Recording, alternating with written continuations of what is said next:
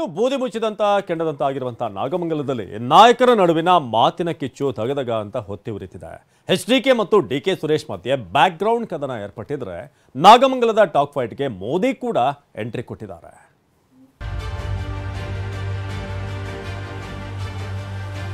ಹೊತ್ತಿ ಉರಿದ ನಾಗಮಂಗಲವೇ ಶಾಂತಿಯ ಜಪ ಮಾಡ್ತಿದ್ರೆ ನಾಯಕರು ಮಾತ್ರ ನೀಗಿ ನೀಗಿ ಕೆಂಡವಾಗಿದ್ದಾರೆ. ನಾಗಮಂಗಲ ಗಲಭೆ ಹಿಂದೆ ಇರೋದ್ಯಾರು? ಜೋರಾಯ್ತು ಕದನ. ಎಚ್ಡಿಕೆ ಕೆಣಕಿದ ಡಿಕೆ ಸುರೇಶ್, ಹಿನ್ನೆಲೆ ಪ್ರಸ್ತಾಪಿಸಿದ ದಳಪತಿ. ಹೌದು, ನಿನ್ನೆಯಷ್ಟೇ ಕೇಂದ್ರ ಸಚಿವ ಕುಮಾರಸ್ವಾಮಿ ನಾಗಮಂಗಲಕ್ಕೆ ತೆರಳಿದ್ರು. ಸ್ಥಳ ಪರಿಶೀಲನೆ ನಡೆಸಿದ ಬಳಿಕ ಗಲಭೆ ಹಿಂದೆ ಕಾಂಗ್ರೆಸ್ ನಾಯಕರ ಕೈವಾಡ ಇದೆ ಅಂತ ಪರೋಕ್ಷವಾಗಿ ಹೇಳಿದ್ರು.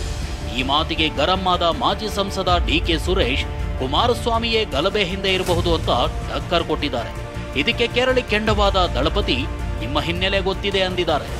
ವೀರೇಂದ್ರ ಪಾಟೀಲ್ ಅವರನ್ನ ಮುಖ್ಯಮಂತ್ರಿ ಸ್ಥಾನದಿಂದ ಇಳಿಸಲಿಕ್ಕೆ ಇದೇ ರಾಮನಗರ ಚನ್ನಪಟ್ಟಣದಲ್ಲಿ ಇದೇ ರೀತಿಯಲ್ಲಿ ಅಂಗಡಿಗಳಿಗೆ ನುಗ್ಗಿ ಬೆಂಕಿ ಇಟ್ಟು ದೊಡ್ಡ ಮಟ್ಟದಲ್ಲಿ ಲ್ಯಾಂಡ್ ಆರ್ಡರ್ ಪ್ರಾಬ್ಲಮ್ ಕ್ರಿಯೇಟ್ ಮಾಡಿದ್ರಲ್ಲ, ಅದನ್ನ ನಾನು ನೆನಪಿಸ್ಕೊಡ್ತೀನಿ. 1990 ಒಂದು ಕಡೆ ಕಾಂಗ್ರೆಸ್ನವರೇ ಇದನ್ನ ಪ್ರಯೋಗ ಮಾಡ್ಕೊಂಡು ಹೊರಟಿದ್ದಾರೆ. ಈಗ ಈ ಪ್ರಯೋಗಕ್ಕೆ ನಾವು ಅವಕಾಶ ಕೊಡೋದಿಲ್ಲ. ಕುಮಾರಸ್ವಾಮಿ ಅವರು ಮಾಡಿಸಿರ್ಬೋದು, ಕುಮಾರಸ್ವಾಮಿ ಅವರ ನಿರ್ದೇಶನದ ಮೇಲೂ ಆಗಿರ್ಬೋದು. ಕುಮಾರಸ್ವಾಮಿ ಅವರು ಇಲ್ಲಿ ಅಶಾಂತಿ ಮೂಡಿಸಬೇಕು ಅಂತಕ್ಕಂಥ ಭಾವನೆಯಿಂದ ಪ್ರತಿ ವಾರ ಬಂದು ಏನಾರ ಹೇಳಿಕೆ ಕೊಟ್ಟು ಹೋಗ್ತಾ ಇರ್ತಾರೆ.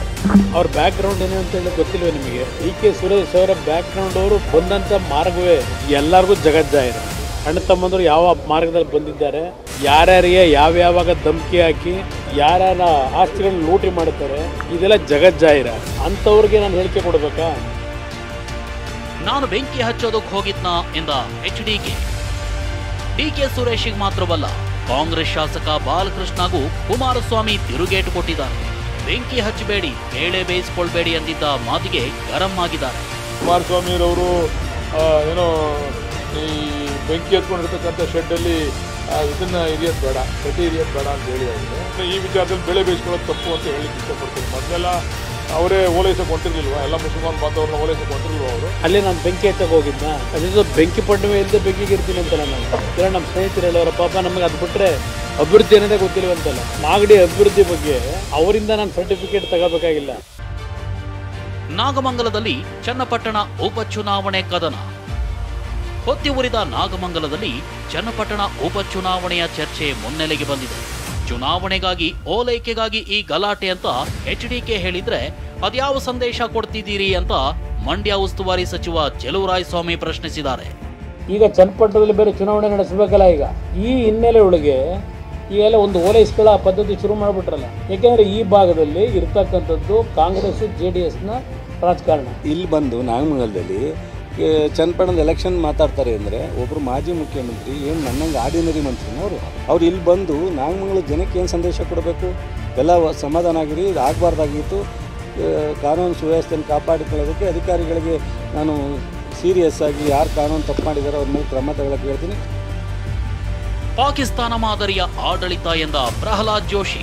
ಕಾಂಗ್ರೆಸ್ ಸರ್ಕಾರ ಬಂದಾಗ ಸಮಾಜ ವಿದ್ರೋಹಿ ಶಕ್ತಿಗಳಿಗೆ, ಮತಾಂಧ ಶಕ್ತಿಗಳಿಗೆ ಪ್ರೋತ್ಸಾಹವನ್ನು ಕೊಡ್ತಾರೆ. ಇವನ್ ಆರೋಪಿ ಗಣಪತಿ ಕುಡಿಸ್ತಾವ ಪಾಕಿಸ್ತಾನನೇ ಇದೆ.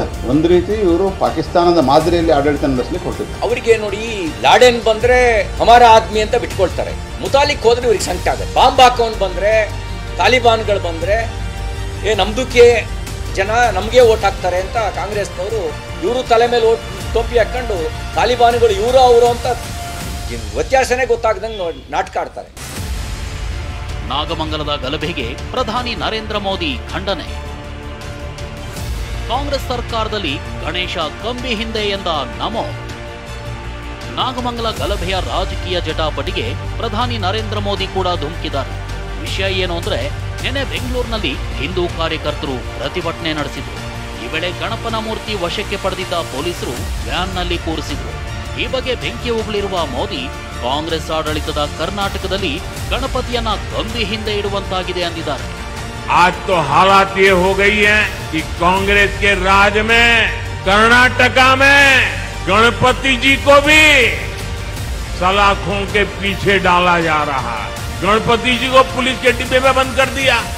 ಅದೇನೇ ಇರಲಿ, ಉಳಿದ ಗಣೇಶ ಮೂರ್ತಿಗಳ ವಿಸರ್ಜನೆಗೆ ಹಿಂದೂ ಕಾರ್ಯಕರ್ತರು ಸಜ್ಜಾಗಿದ್ದಾರೆ. ಮತ್ತೊಂದು ಕಡೆ ಸೋಮವಾರ ಈದ್ ಮಿಲಾದ್ ಆಚರಿಸಲು ಮುಸ್ಲಿಂ ಬಾಂಧವರು ತಯಾರಿ ಮಾಡಿಕೊಳ್ತಿದ್ದಾರೆ. ಆದರೆ ನಾಯಕರ ನಡುವಿನ ಮಾತಿನ ಸಮರ ಮಾತ್ರ ಕೊನೆಗಾಣ್ತಿಲ್ಲ. Bureau report, TV9.